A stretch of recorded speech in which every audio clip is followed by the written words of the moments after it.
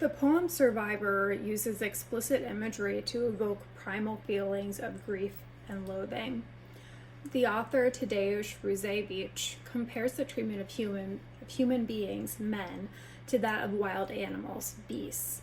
Rozewucz illustrates this for the reader by describing the piles of body parts discarded into the backs of trucks.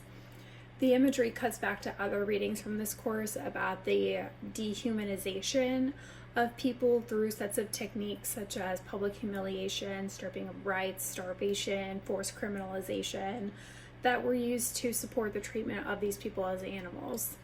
Here we see that they have been treated worse than animals and have been completely discarded as nothing more than essentially garbage. There's real sadness in that idea that we were able to somehow see these people as less than persons and treat them this way. There's a real sense of loathing and disgust as the author reflects on this, as shown in the word choice of the phrase chopped up men, as in men that were intentionally damaged, destroyed, and dismembered via weapons such as axes that were held and used by other men. How is it that we could treat people this way?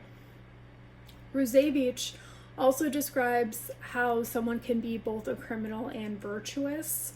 For me, and this may be based on other readings or experience with this topic from the past, but I immediately generate an image of a man trying to smuggle bread into the ghetto for children, or perhaps someone being beaten in the streets for trying to help or protect someone else, or maybe even a doctor treating a Jewish patient.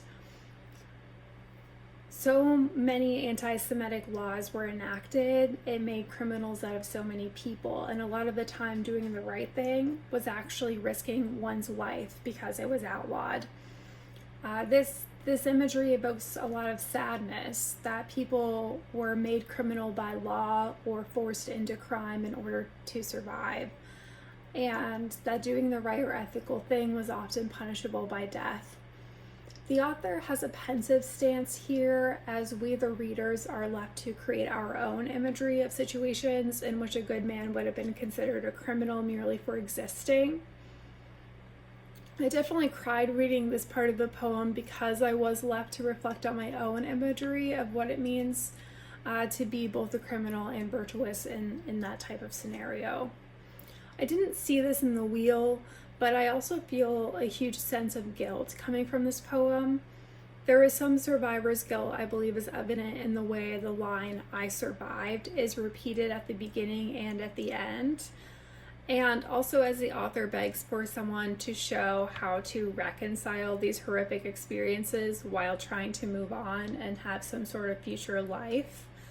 Rozewucz yearns for some level of understanding of how to restore a lighter worldview after such heavy and dark times. So there's definitely a lot of sadness and a lot of pensiveness there too.